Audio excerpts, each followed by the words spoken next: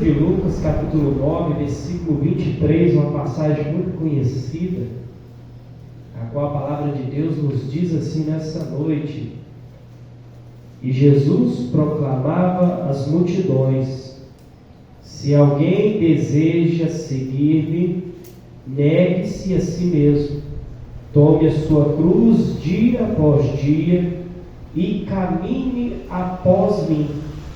Pois quem quiser salvar a sua vida a perderá, mas quem perder a sua vida por minha causa, este a salvará.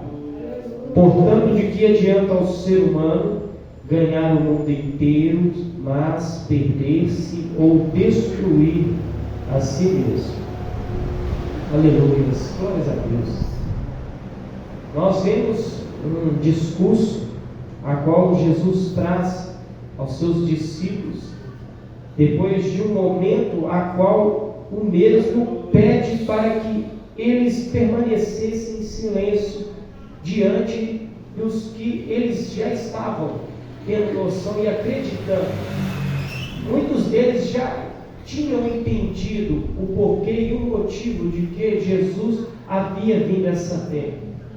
Os judeus haviam nutrido por séculos uma falsa imagem de um Messias, a qual eles acreditavam um rei revolucionário que viria trazer geopoliticamente uma solução contra Roma, contra os reis que se opunham contra Israel. Viria alguém mudar a situação financeira de Israel. Mas Jesus veio e, através da sua experiência ali com os 12, eles começam a notar que Jesus não é qualquer homem. E é interessante que no primeiro momento Jesus já deixa claro para eles: olha, não espalhe quem eu sou. A gente vai ver que no versículo 21, ele previne que eles guardem esse segredo, que não era a hora, mas Jesus deixa claro para eles que ele haveria de ser negado pelos líderes religiosos, pelos escribas, pessoas de condições que acreditavam serem dignas de serem justos da palavra. E ele ainda deixa claro aos seus discípulos que, diante de tudo aquilo, haveria de ser assassinado. Imagina os discípulos ouvindo isso do próprio mestre. Quem de nós, ouvir alguém que a gente ama falar: olha, eu estou correndo risco de vida, vocês podem não acreditar. E Jesus já vinha pronunciando que havia necessidade dele passar por tal sofrimento. E agora nós vemos a mensagem trazendo um contexto que ele diz palavras as quais para muitos é loucura. Para muitos talvez não conseguem entender a plenitude de Deus através do seu poder manifesto nas ações de Jesus Cristo. Nós vamos ver que quando diz: e Jesus começou a proclamar às multidões: se alguém deseja seguir-me, negue a si mesmo, tome a sua cruz dia após dia e caminhe após mim.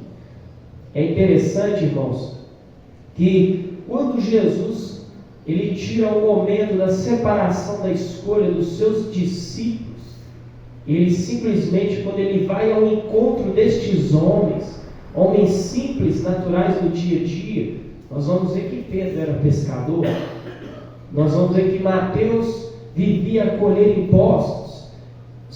Eram homens que para a sociedade não tinha nenhum valor, mas quando Jesus os chama, muitos ali presentes já entendendo quem é que estava chamando, já vai literalmente aceitando o chamado.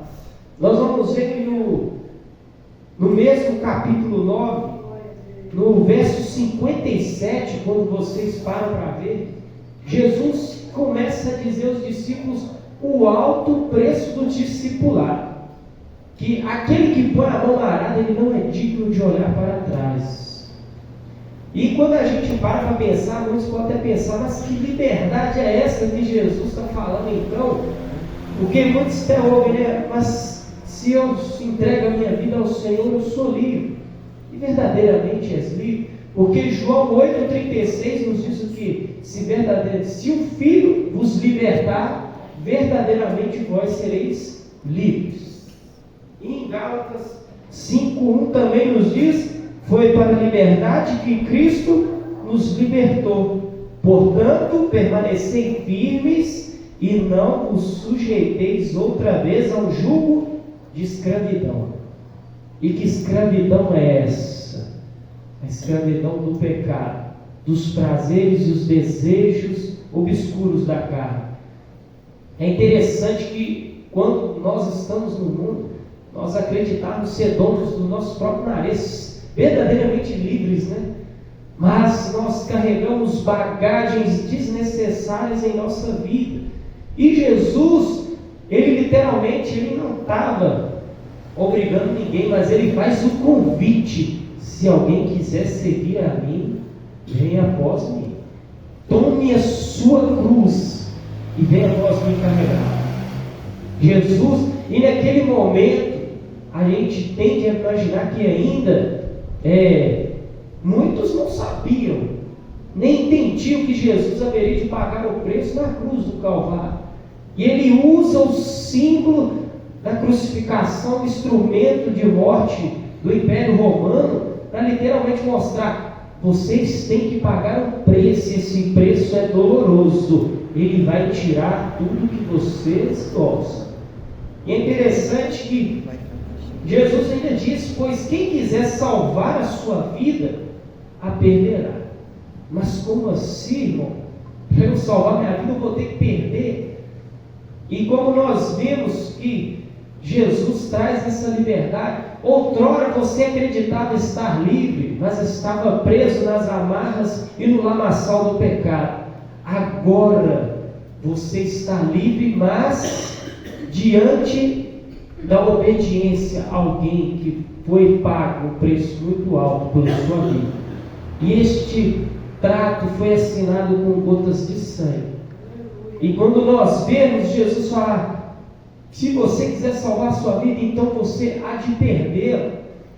E isso, irmão, não quer dizer que você vai deixar de ser feliz, mas é uma entrega constante, porque a carne, ela se faz presente ao nosso lado todos os dias.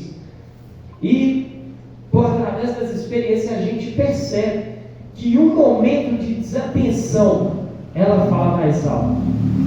A gente começa a voltar às velhas práticas, como Gálatas 5,1 diz, que há essa necessidade de buscar um reforço e apoio espiritual, a qual só Cristo pagou o preço e tem a capacidade de nos fazer serem verdadeiramente livres. Mas quem perder a sua vida por minha causa, este a salvará. Porquanto do que adianta ao ser humano ganhar o mundo inteiro, mas perder-se a si mesmo ou a se destruir? O homem, no século XXI, nós vemos que o nosso cenário está totalmente diferente. Pessoas estão movidas através de validações, buscando serem status, buscando finanças. As igrejas estão cada vez mais cheias em busca de riquezas,